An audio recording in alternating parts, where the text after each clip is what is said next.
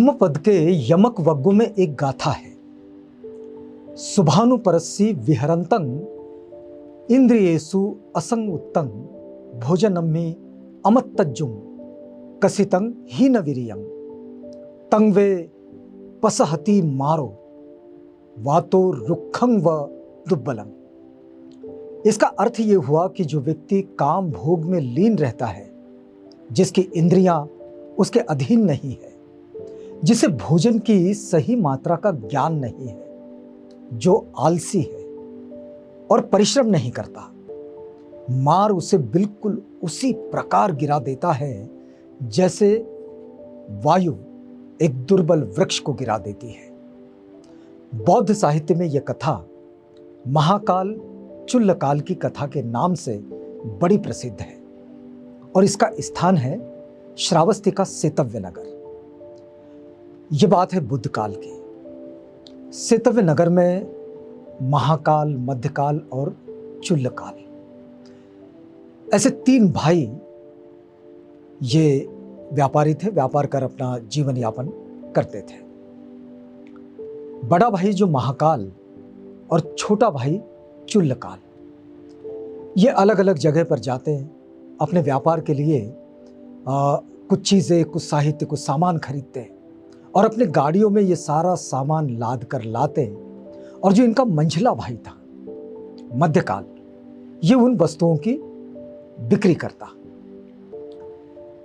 एक बार हुआ यूं कि दोनों भाई गाड़ियों में खरीदा हुआ सामान लेकर गांव लौट रहे थे और रास्ते में उन्होंने चलते हुए श्रावस्ती और जेतवन के बीच अपना पूरा काफिला रोक दिया। गाड़ियां थी, सामान था, वहां रुक गए।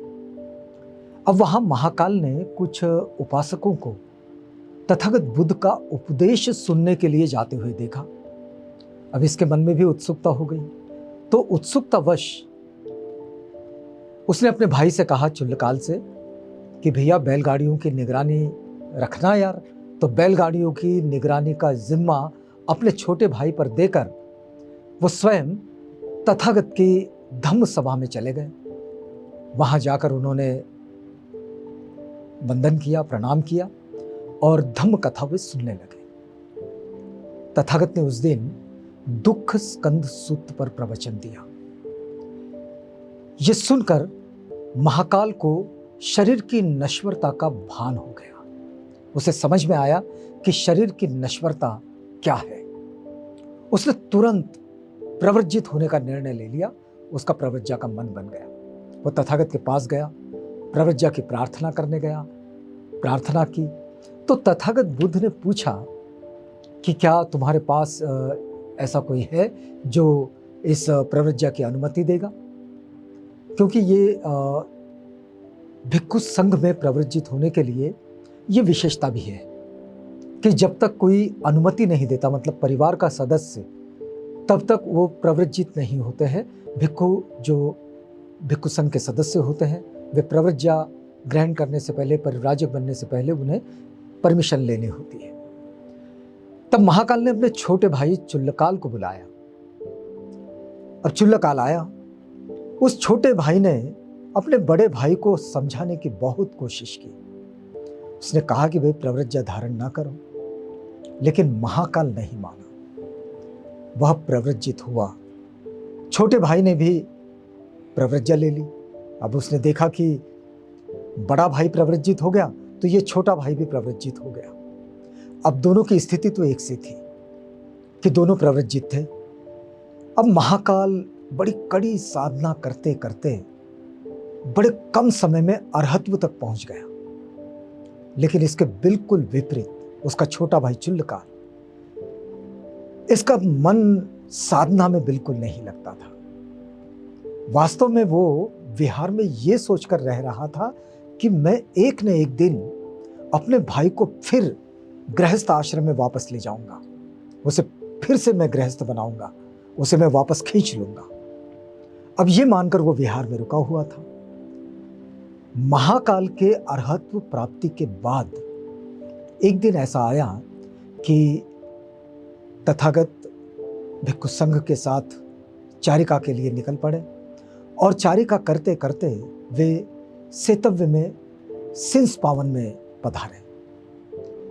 तो चुल्लकाल की जो पत्नियां थी, उन्होंने सुना कि भाई भिक्खु संघ आया है, तथागत भी है, शास्ता है, और वे सब सेतव्य में पधारे हैं। तो उन्होंने अपने मन में सोचा कि भाई चुल्लकाल को पुनः गृहस्थ बनाने के लिए कोई योजना बनाई जाए।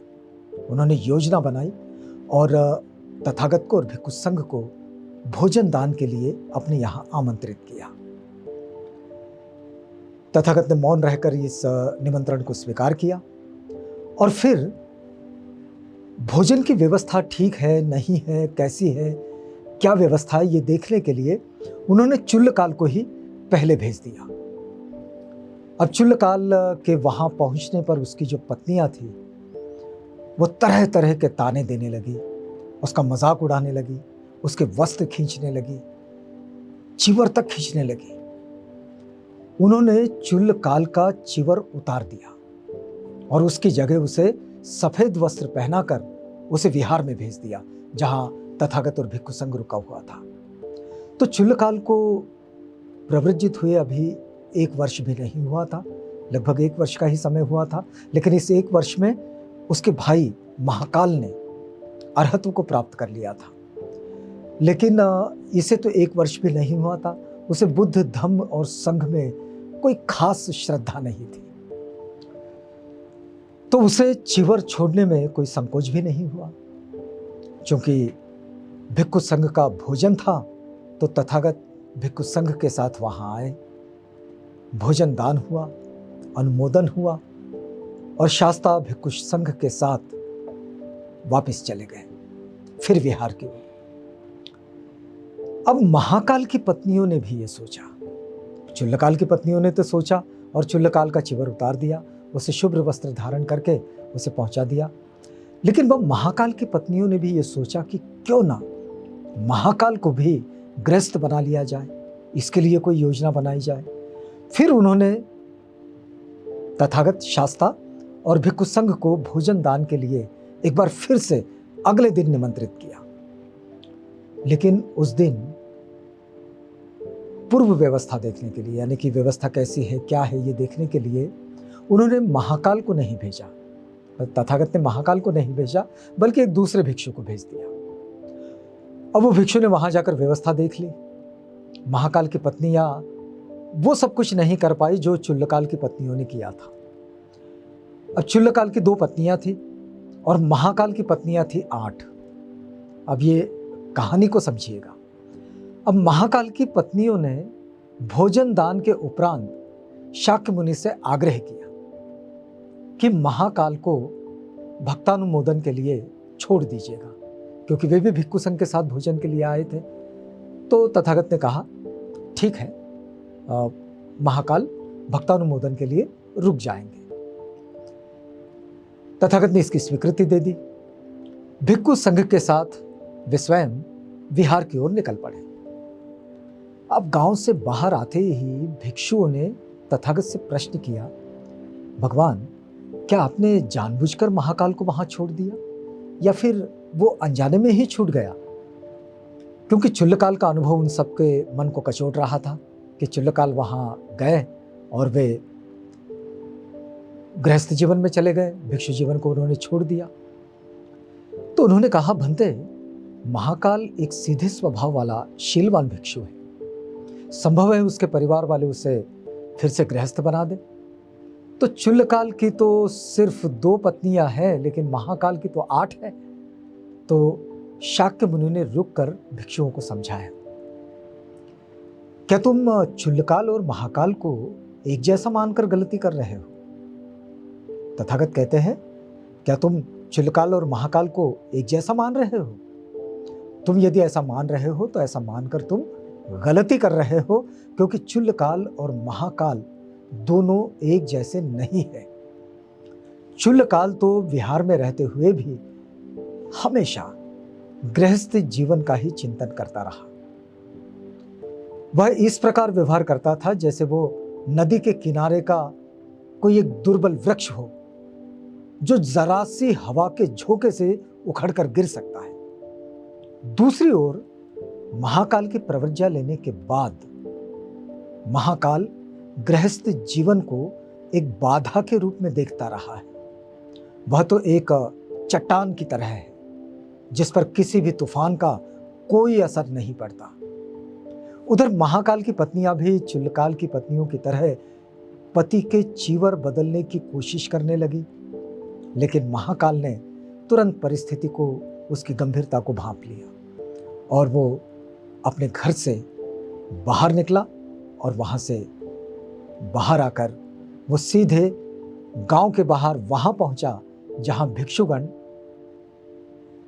शाक्य मुनि के साथ यानी कि तथागत के साथ इस विषय में भी चर्चा कर रहे थे।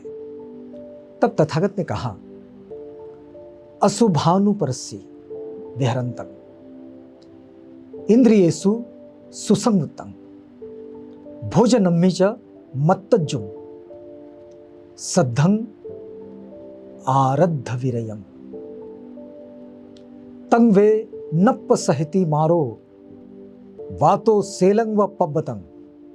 अर्थात जो व्यक्ति काम भोग में लीन नहीं रहता है, जिसकी इंद्रियां उसके अधीन रहती है, जिसे भोजन की सही मात्रा का ज्ञान होता है, जो आलसी नहीं है, मार उसे उसी प्रकार हिला भी नहीं सकता जैसे वायु एक चट्टान का कुछ नहीं बिगाड़ पाती। जो चट्टान की तरह मार जैसा तूफान उसका क्या बिगाड़ेगा, जो चट्टान की तरह खड़ा है। बौद्ध साहित्य में ये जो महाकाल चुल्लकाल की कथा है, ये केवल प्राचीन इतिहास का एक धार्मिक आख्यान नहीं है, बल्कि ये मानव जीवन के उन मनोवैज्ञानिक पहलुओं को उजागर करता है, उसका उद्घाटन करता है, जो आज भी उतने ही प्रासंगिक है जितने वे बुद्ध काल में थे। ये कथा दृढ़ संकल्प, आंतरिक अनुशासन और प्रलोभनों से जूझते मनुष्य की वास्तविकता को उजागर करती है। दरअसल ये दो मनोवृत्तियां हैं, महाकाल और चुल्लकाल। दोनों भाई एक ही परिस्थिति में प्रवृज्जित होते हैं, लेकिन उनका आंतरिक दृष्टिकोण बिल्कुल अलग होता है। महाकाल की प्रवृज्ञा आत्मबोध पर आधारित थी। उन्होंने सोच समझकर, जानकर उन्होंने प्रवृज्ञा को ग्रहण किया। उन्होंने जीवन के नश्वर पक्ष को समझकर त्याग और साधना का मार्ग अपनाया। लेकिन चुल्लकाल की प्रवृज्ञा बाह्य परिस्थितियों से प्रेरित थी। वे महाकाल के पीछे पीछे चले आए, न कि अपनी आंतरिक पुकार पर। उन्होंने देखा कि बड़ा भाई प्रवृज्जित हो रहा है, तो ये भी प्रवृज्जित हो गए। आधुनिक संदर्भ में ये कथा महत्वपूर्ण क्यों है, इसे समझना बड़ा जरूरी है। ये जो आज का जो मनुष्य है, ये उपभोक्तावादी समाज में ही जी रहा है, जहां हर ओर आकर्षण, सुविधाएं और त्वरित सुख के साधन उपलब्ध हैं। और ऐसे में चुल्लकाल जैसे लोग जो बाह्य दिखावे या सामाजिक दबाव में निर्णय लेते हैं, उन प्रलोभनों के आगे एक क्षण में गिर जाते हैं। वही महाकाल जैसे व्यक्ति जो स्वमूल्यांकन करते हैं, आत्मचिंतन करते हैं और सिद्धांतों के आधार पर जीवन जीते हैं, वे जीवन के तूफानों में अड़ीग रहते हैं, वहां से डिगते नहीं। आधुनिक जीवन में भी हम कई निर्णय दूसरों की देखा देखी में बिना विचार किए, बिना चिंतन किए ले लेते हैं, चाहे वो करियर का चयन हो, विवाह हो या किसी भी तरह का निर्णय या फिर कोई आध्यात्मिक साधना ही क्यों ना हो। चुल्लकाल का उदाहरण बताता है कि बिना आंतरिक प्रेरणा के, मतलब बिना समझ के लिया गया निर्णय टिकाऊ नहीं होता। आज लाइफस्टाइल का अर्थ दिखावे से अधिक ज्यादा जुड़ गया है, वो दिखावा बन गया है लाइफस्टाइल। चुल्लकाल भी विहार में रहते हुए केवल शरीर से भिक्षु था, मन से नहीं। ये जो दोहरापन है, आदमी छुपाने की कोशिश करता है। ये जो दोहरापन है आज के कई लोगों में दिखाई देता है, जो योग, ध्यान या धर्म का अभ्यास केवल सामाजिक मान्यता या फिर लोग करते हैं इसके कारण करते रहते हैं, न कि आंतरिक शांति की खोज में, जो कि वास्तविक उस साधना का उद्देश्य है। तो चुल्लकाल की पत्नियों द्वारा उस पर डाला गया दबाव और उसका मानसिक रूप से टूट जाना आज के उन लोगों का प्रतिनिधित्व करता है जो पारिवारिक या फिर सामाजिक दबाव में अपने जीवन के प्रति स्पष्टता ना होने के कारण कमजोर पड़ जाते हैं और अपने लक्ष्य से हट जाते हैं। इसके बिल्कुल विपरीत महाकाल सामाजिक प्रलोभनों को पहचान कर उनसे बच निकलते हैं, क्योंकि उनके भीतर आत्मज्ञान, जीवन की स्पष्टता और सिद्धांतों की शक्ति थी।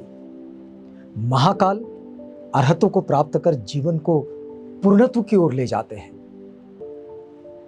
हमें ये सब कुछ ये सिखाता है कि सच्चा विकास बाहरी उपलब्धियों में नहीं है, बल्कि भीतर की यात्रा से होता है।